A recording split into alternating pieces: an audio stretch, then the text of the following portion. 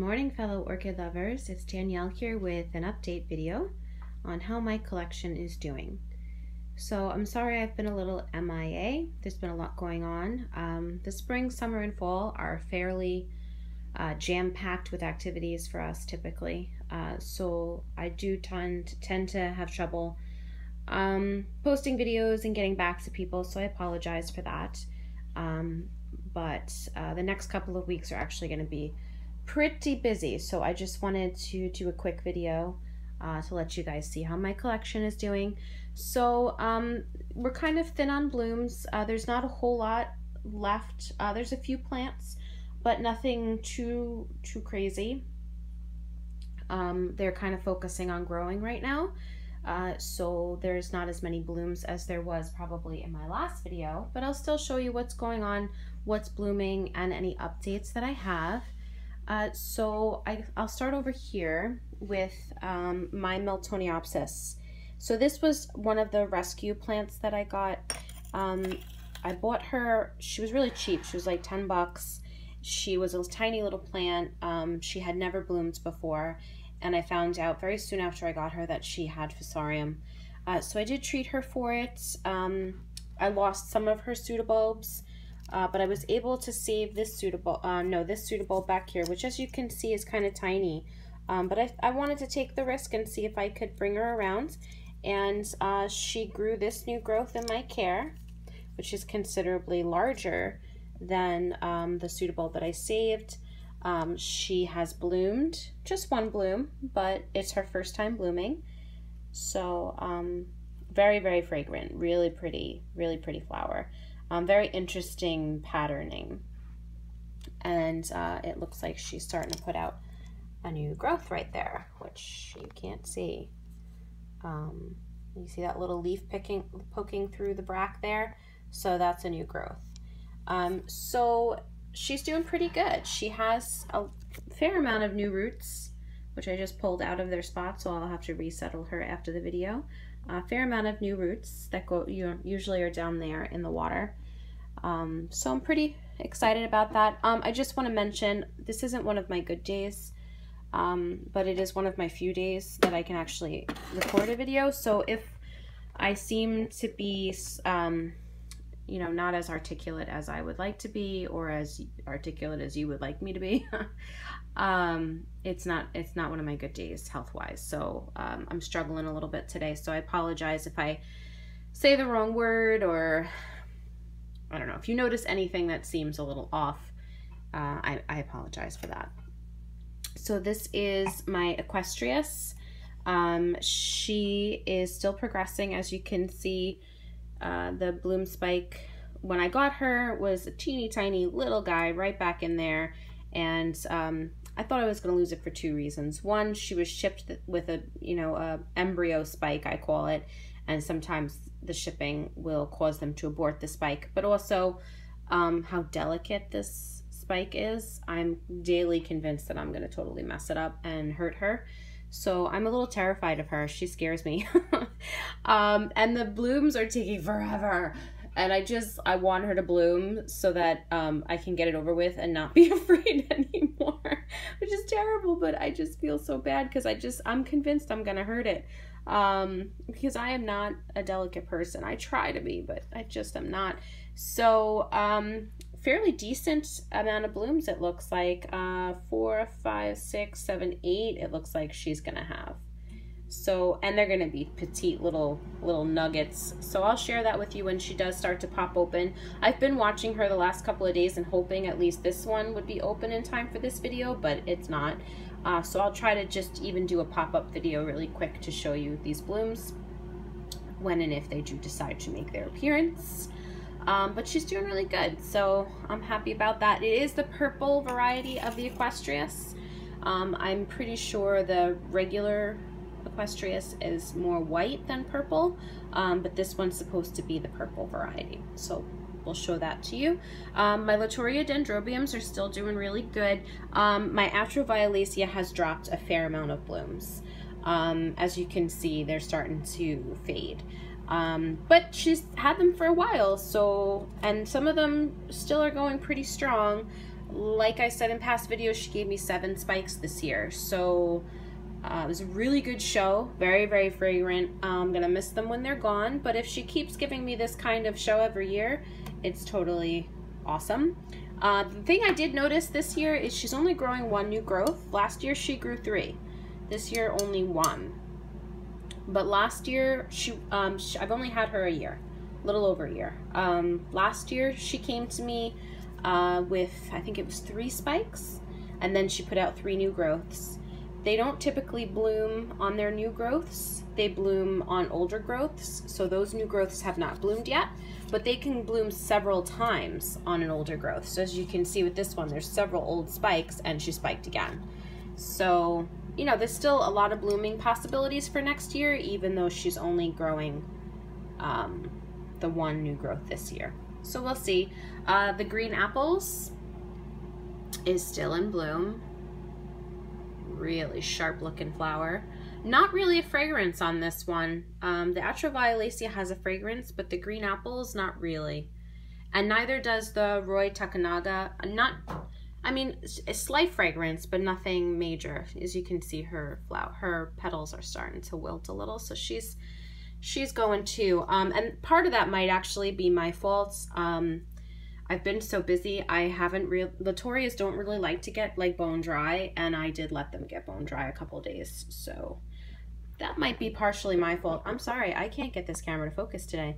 So that might be partly my fault, but really pretty blooms, nice substantial sizes. I love the purple and the green and the white, really nice. Some of my Phalaenopsis still have their blooms, and I've kind of interspersed them, so I'll show you them as I come to them. Only 4 blooms left on this one, but that's fine. Her original spike is starting to die back, so I'll let her reabsorb that whole thing before I cut it off. I'm not of the school of thought of cutting off spikes until the plant has absorbed them. I leave them in place, and I understand that it's not as pretty and they look kind of funky, but there's a lot of energy stored in the spikes that they can reabsorb, and so I leave it alone. I don't cut them off until they start to turn brown, and then I will cut them off. So this is another one. She's been in bloom for a few months now. She only has 3 blooms left. Nice big huge white phal. This is the one that I purchased that I wasn't certain what color her blooms were. I was fairly certain that they were white because there was evidence that the bloom spike had been dyed, but I wasn't sure, you know, what the patterning on the lip was going to be. Nice big beautiful white phal. This one back here, this is my let me see, my Volcano Midnight Volcano Queen. So she came to me with this spike. It was really quite small, and it grew and grew and grew and got, you know, branches, and I mean just like covered in beautiful little blooms. Not fragrant, but cute, gorgeous little blooms. So she's starting to lose her blooms. She's only got a few left near the top, but looky here, another pseudobulb has decided to bloom, so we're gonna have another bloom spike on her. So I'm really excited about that. Just one. It seems like she only blooms from one side of the plant, which is fine. I was not expecting another bloom spike this year from her, so I'm really excited to see that. Let me take a look here. This one is the Phalaenopsis that I've had for quite some time now. I think going on almost 2 years I've had her, at least 1.5 years. And she's the one that put out the spike for me with the secondary branches. All total, she gave me 16 blooms on 1 spike. So yeah, that's a pretty healthy showing, I'd say. Okay, so my new plants that I showed you guys, I did an unpotting video, I think last week, and I asked you guys if you had suggestions for names. I didn't get a whole lot of suggestions, but the ones I did get, I loved. So this one, this phal, I have decided the suggestion Margot is perfect for her, which is so funny because when I saw her Her leaves reminded me of like the French wine Bordeaux, but I just didn't feel like that was funky enough for her. Because I mean, look at her lip. She's special. She's quirky. So when someone suggested Margot, I was like, oh my God, that's perfect. Because you still got the whole French thing going on. And I just feel like Margot is a fun name. So I am naming her Margot. Thank you so much for that suggestion. It was perfect for her. And then someone else suggested for the yellow phal, Lemon Splash. And so that is going to be her name, Lemon Splash. Thank you for that suggestion as well. Now, I wish you guys could see the sparkles on her petals because they are so beautiful. And it really, you know, I wish that videos were capable of, well, maybe you can see it a little there. Her petals just sparkle, sparkle, sparkle. And it's really hard to get stuff done around my house when I have beauty like this because I just want to look at it all day long. So she got the tiniest little petite little flowers that sparkle and shine. And I think Lemon Splash is like the perfect name for her. So she is officially Lemon Splash. The Cattleya didn't need a name because it came with a tag. Her new growth is doing pretty good. It's still progressing. I think I might be putting her in too strong of light. So I'm going to readjust her. But her root system turned out to be very healthy. So I'm very excited about that. And then the dendrobium that I got, the flowers have fallen off, so I can't show you what they look like anymore. But someone did recognize her. So her name is Polar Fire. So thank you very much for that. I did look her up because you said that you thought it was Polar Fire, and her description does match what I have. So my dendrobium, I found the name for. So I have a few more to show you. A lot of sleeping puppies, lots of sleeping puppies. It's really hot outside, like abnormally hot for this time of year.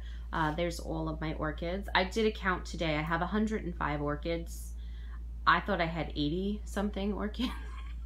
So if you slipped in there, don't tell my husband. But yeah, 105 orchids. So watering day is definitely a watering day for sure. And I do have some spikes are starting to die back.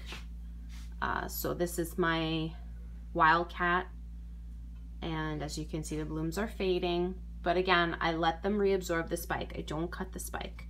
I let her take all those nutrients out of that spike and then I cut it off. And my Shelob Tolkien, again, this one can probably come off actually. She reabsorbed her spike and all her flowers have dropped off. So, you know, there's a few plants that I, you know, had flowers in my last video and no longer have flowers. So that's kind of sad. Those are all my, okay, so those are my Phalaenopsis that are not currently in bloom. Some of them still have old spikes, so they might rebloom, but they don't currently. These are my Oncidium type or fine-rooted orchids. Those are my Cattleyas. My Tolumnias are all in that little bucket together getting watered. My Miltonia / Miltoniopsis. My Maxillaria tenuifolia, which is doing really good, by the way. I haven't watered her yet, so don't look at the water. But, I mean, do you see all of those new growths everywhere? She is, like, crazy, crazy growth. So she's a happy bear. But she still hasn't spiked for me, so we'll see. All my dendrobiums are over here. And then my Vandaceous types are right here. Dinner is right there. Okay, and then these are the other ones that I wanted to share with you. Some of these are blooms that are still with me. Some of them are updates on some of my plants. And some of them are not so pretty, so yeah. But I'm trying to be honest with my subscribers and let you know where things are going right and things are going wrong. Not everything is always, you know, a fairyland. So I'm trying to help you to see that even, you know, people that have great collections, they still have problems. This is my Firewings, my Dendrobium Firewings. She came with this flower and it is still here. I have her for several months now and there are no signs of fading. So she keeps her flowers a long time apparently. She's cute. Only flower on here, it's the only evidence I've seen that this plant has ever even bloomed, which I think it's a pretty mature plant for never blooming before. So I don't really know if that's typical for this particular variety, but still, she's got a bloom. We'll take it. It's pretty nice to look at. So that's her. Some of my Phalaenopsis that are still in bloom. This one, she's dropped a few of her blooms, but she's still got some. I just really love this peachy pink color. It's just so beautiful. And when the light hits her as it's going down, it backlights her and the veining just gets so vivid. It's so pretty. I wish there was ways that I could show you that in a video. This one is still going strong. Okay, so this orchid is one of the reasons why I don't cut spikes until they brown. I've shared this one with you before. She's the one that I got. I've had her for over 2 years, I think, and she has been constantly in bloom. So she came with this spike. She had like 5 or 6 blooms. They dropped off. I didn't cut the spike, and she didn't reabsorb it. And then she extended her spike. She put out another 5 blooms. They dropped off. She extended her spike again. She put out another 6 blooms. They dropped off. Now she put out a branch and there's 8 blooms on this branch. So if I had cut back the spike, I would never have gotten all these flowers. Some people feel that if you let them, you know, do secondary blooming off of a primary spike, the show is never as good. This 8 blooms on this. How much better do you want it to be? Like, I don't know. I just really don't agree with that. I think, I mean, you guys can all do whatever you want. Some people don't like this. They don't like the old bloom spike. They think it's ugly. I don't think it's ugly. I think, you know, that's what it looks like when it's growing before it gets the buds. So why is it ugly after it gets the buds? As long as it stays green. There's no one in nature going around cutting off flower spikes. So I don't know. I don't know. I just leave them. You can do what you want, but I leave them, and I have not been disappointed. Same thing with this one. The primary spike, it started to brown. I cut it, and look at how many blooms she got. And this isn't even all of them. A few of them have fallen off.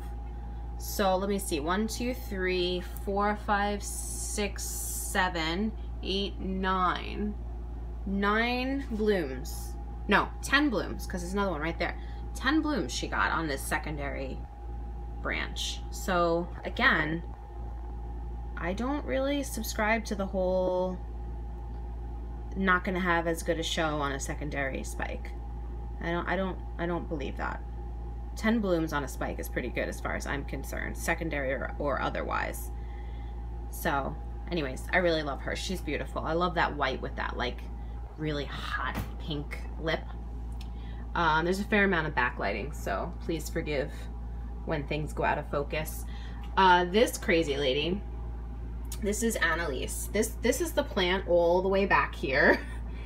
And then that's her old spike, which I cut because it was browning. And then she put out this huge secondary spike that ends here. And she's got 3 buds, but these flowers are literally the biggest flowers I've ever seen. Like, you can see how big this bud is. Like, look at it compared to this bud. This is a normal Phalaenopsis bud. This is a gargantuan, like, Phalaenopsis bud. I mean, this is huge.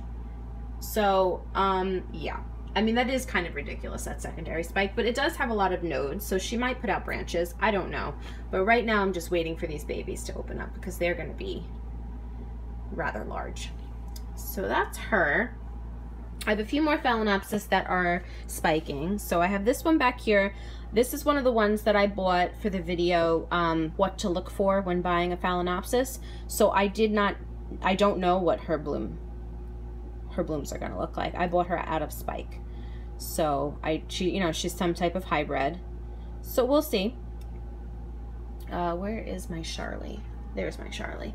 So this is the orchid my niece Charlie bought for me. So it is named after her. She's putting out another spike. And this is a primary spike. Her old spike did die back. And I cut it off when it turned brown. And she's only getting 3 flowers, but it's cute. And, you know, she has other nodes, so she could branch. And then this one is the one that I've named Snow White. She came to me with blooms and a terrible root system. She since has recovered her root system, as you can see, and she put out a primary spike for me.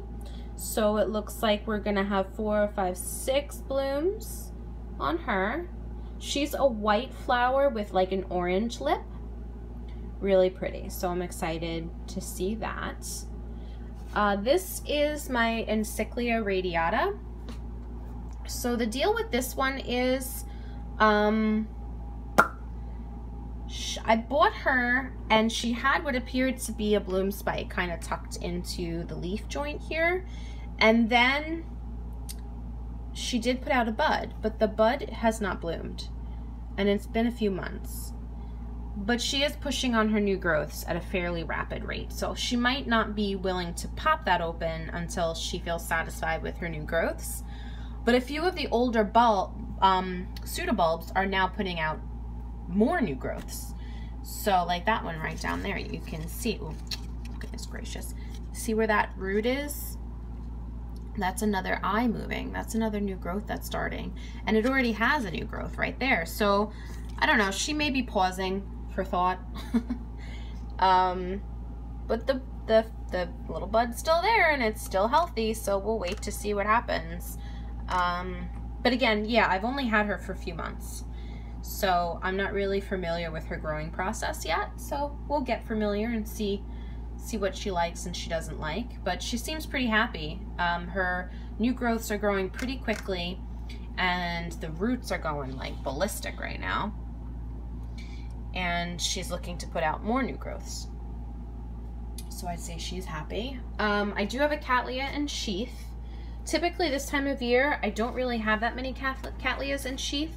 Most of my Cattleyas have a tendency to bloom in the fall, but this one has a tendency to bloom in the spring. This is one of my Volcano Queens, I think. Yeah. Akiko Sato Volcano Queen. So she's already bloomed for me once. When I got her, she grew this pseudobulb in my care and she bloomed. Just 1 flower, but still, you know, for a first time bloom, it was pretty good.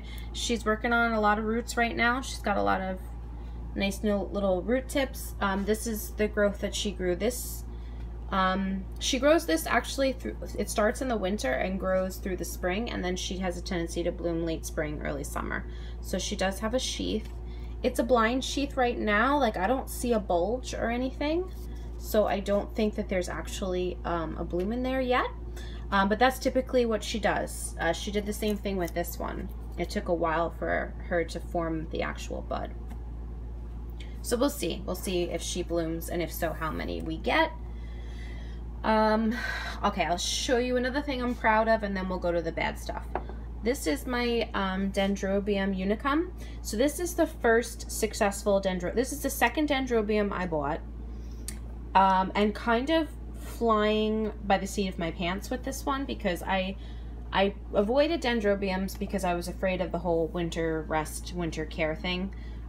It just seemed like it was something I wasn't going to be able to accomplish, because I do have quite a few health problems. And so, you know, one week I'll feel fine, and then the next week I'll be miserable, and it's really hard to take care of my plants. And so I was concerned about being able to give the proper care. Fast forward, I bought her, she had, you know, this was the tallest, no, yes, this is the tallest cane that she had. So this one had bloomed in the past, and she had 2 new growths. So this is one of the new growths that grew in my care, and it bloomed this season. And then this is the other one, and it also bloomed this season. So the fact that I got blooms on my winter resting Dendrobium the first year that I had it, I was like over the moon excited about. And now look at her. She is growing this new cane and this new cane. Lots and lots of pretty roots down there. So she's doing really good, and I'm really proud of, you know, this is a species and it's a winter resting, and yet somehow, some way, I am keeping it happy, and I didn't think I was going to be able to do that. So I am really excited, and because of my success with her, I branched out and got more dendrobiums, and I'm really excited because they are all taking to water culture very, very well. All right, so moving on to my Naivium. So if you saw my video about my orchid show purchases, this orchid was at the Ecugenera table. So the plants are from Ecuador. They get shipped wet. Yeah. So she was $40 and she was a mess. She had spider mites. I'm pretty sure she had some type of fungal infection. And I tried to talk them out of the $40 because, you know, I could tell that it was going to be a rescue mission and they wouldn't even consider it. And that frustrates me because this plant wouldn't have arrived back at their nursery alive. She would be dead. They would be throwing her out.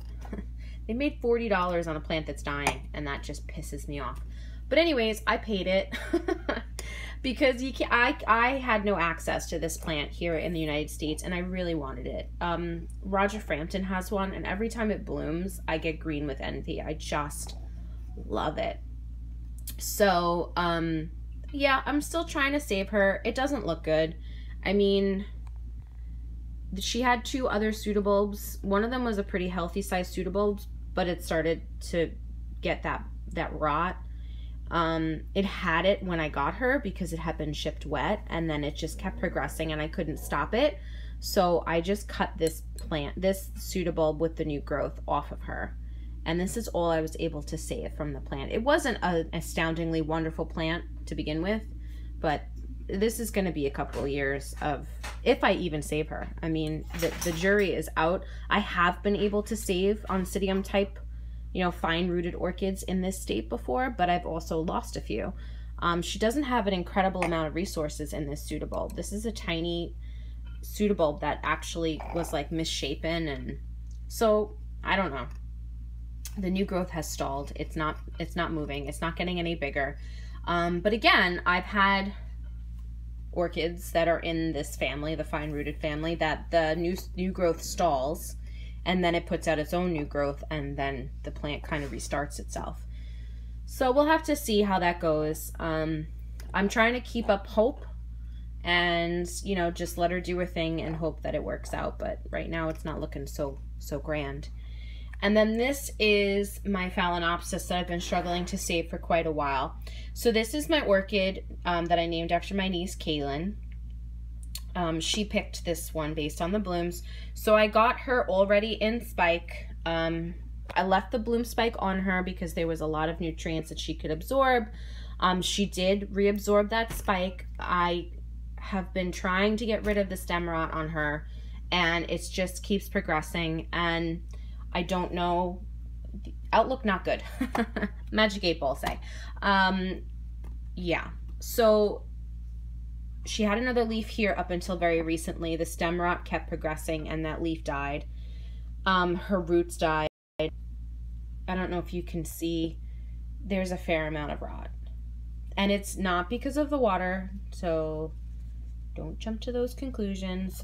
She came to me packed in sphagnum moss, packed, not like loosely in, like they're supposed to be, like packed, and it was very wet, and she had stem rot.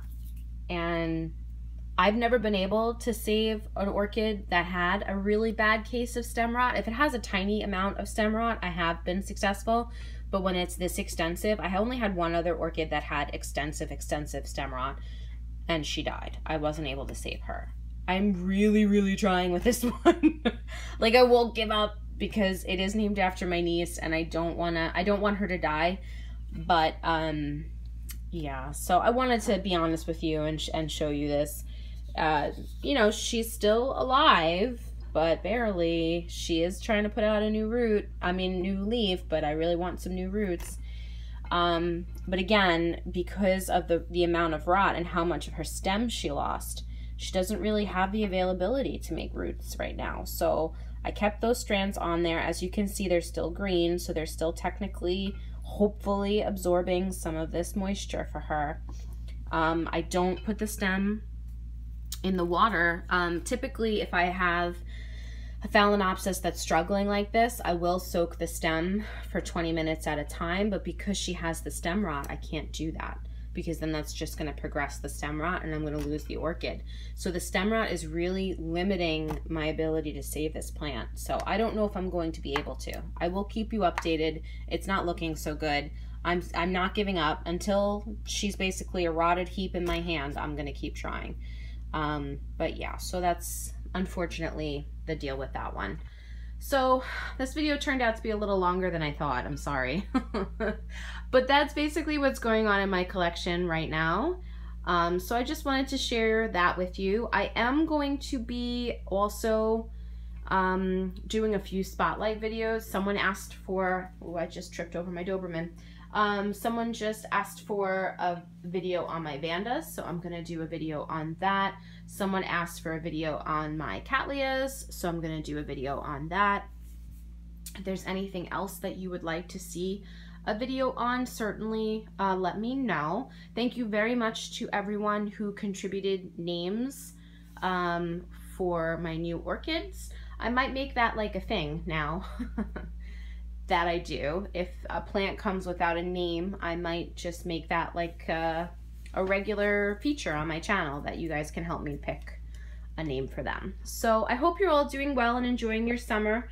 It's been super, super hot here, so I'm not enjoying that so much because I don't do well in the heat, but it is nice to see these plants really starting to grow and do great things, and I hope the same thing is true with your collection.